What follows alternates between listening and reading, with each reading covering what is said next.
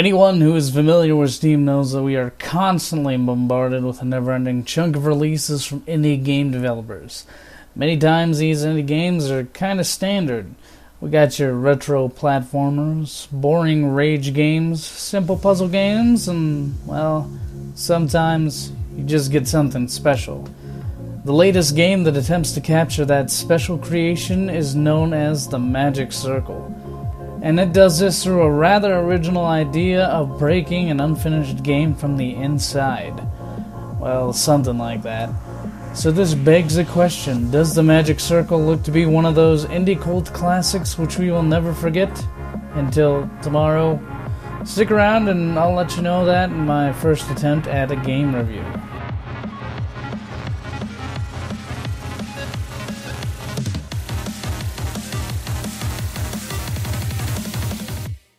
The Magic Circle. It's not a very inspiring title to begin with, but upon reading the description, I told myself that this would be one of those games I'd be willing to take the leap for. In a world full of $10 to $20 Steam games, it can seem somewhat daunting to look through that massive list and decide that you think a game is worth it. But based on the idea presented, I thought it was at least worth a try. You play as one of the playtesters exploring through the unfinished remains of a game that 2 developers, which eventually expands to 3, are working on. One man acts as the lead developer, who is actually a familiar voice actor for anyone who watches the Venture Bros, and the other acts as a brand that the game is associated with.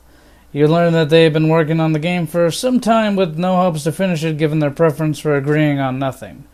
You also learn the names of other programmers and designers associated with the company and little notes between each other. Neat little tidbits of humor and game developer problems, stuff like that. They don't add too much to the game, but they do a nice job of pulling you into the world, so I see them as a nice touch. Although some of them are a little weird.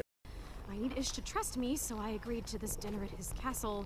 But A, he said he's picked an outfit for me, so I'm recording this in case. And yet B, there are definitely other guests. I know when he was married, Ish and his wife were poly, so I am now walking through the woods, off the trail, hoping to not see an orgy before it sees me. This brings forth one of the main elements I enjoyed from this game, the voice acting and presentation. There aren't a lot of indie titles that have a high-quality voice acting cast, and I have to say that casting old Rusty as the self-absorbed head of the project was a nice touch to it. Something about that voice reminds me of the whole mad scientist thing ever since I watched Venture Bros.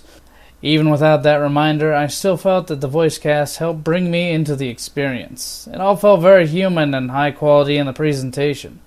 Another point for the game designers for an interesting story and script to go along with this. The game doesn't always take itself seriously as well, which is a refreshing feeling when comparing it to all the AAA titles that feel like they had to be so overly dramatic and angry all the time. I'm looking at you, Call of Duty. With design kept in mind, I also felt that the creation of the world was done excellently as well. The jump between New World and Old World was a little jarring and unexpected at first, as I had not seen much of the game due to my desire to keep it spoiler-free, as they say, and enjoyment of being caught off guard. It was a nice touch and almost felt like I was jumping between Doom and a modern game. Exploring between the different areas felt satisfying, and I found myself wanting to find more about the storyline and the characters behind it. The design was a big factor in that due to the beautifully crafted world set out before me. All things considered, it was nice to look at, even though the purpose was to lead the player down an unfinished and broken world. This brings me to the most important aspect of all this, and the most important aspect in any game, gameplay. When I saw the description of this game, I found myself eager to jump into the experience of modifying the game from the inside to see the results of what I had created. You can create some crazy things as well. It's really satisfying to find that part you really needed and use it to give life to something nonsensical, and then use their abilities to reach areas you couldn't reach before. The puzzles were relatively satisfying and enjoyable to solve as well. I had to think to get some of them completed, although to be honest, most of the puzzles were really simple. That being stated, I am terrible at puzzle games for the most part, so maybe I'm not the best judge for the quality of a puzzle game, and there are multiple ways to solve a problem. It all depends on the path you take in that game, which does make it interesting. However, the end goal was always in sight, as I wanted to take down what the computer program guiding me called the Sky Bastards. By the way, I'm not sure what the hell this is. Maybe I'm just not getting something, but I don't think we want a rogue, self-aware AI outrunning the game consoles of the world. I'm just saying. With all the pieces in place and the right equipment I needed to take down the sky bastards, I was ready to begin this boss fight. So me and my army of flying rocks took to the skies, and after a bit of difficulty... Wait, what? That's it? This was all the build-up was for? Well, that's underwhelming. I was hoping for some epic confrontation of puzzle solving or something like that to get me to this guy. She hadn't even seemed the slightest bit concerned that I flew my ass up to her and I'm bouncing around like a goddamn pinball. No, I'm alright. Let me resume my pattern of flying back and forth forever. Oh, I'm dead? That's a shame. I better call IT and do nothing about it. No reason to fucking panic. After some mild confusion and a dissatisfying result, we're all taken to the final area of the game. I'll avoid any spoilers, but I'll just leave it at this. You and the program are taken to a live presentation that the company, whose game you're in, or they had to present that game to an audience. Your job is to use the abilities you have acquired up to this point to screw with the presentation and ruin the reputation of the arrogant god or creator.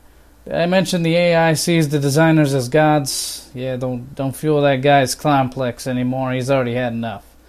As I was saying, you screw with their presentation until the reputation of the creators is ruined and get a lovely piece of long-winded dialogue that only serves to enhance the character of the main designer even more. After that, you're taken back to the main world where the main designer has made the game open source for all fans of the game to edit. You know what that means. Together, we can do this. I know the tools. Everyone's going to start leaving. Or dicking around. Oh God! No, don't you see? We've already won. There's no contest. You don't have to compete. That's what he wants. Can't you see? Oh shit! Oh, it's like Gmod.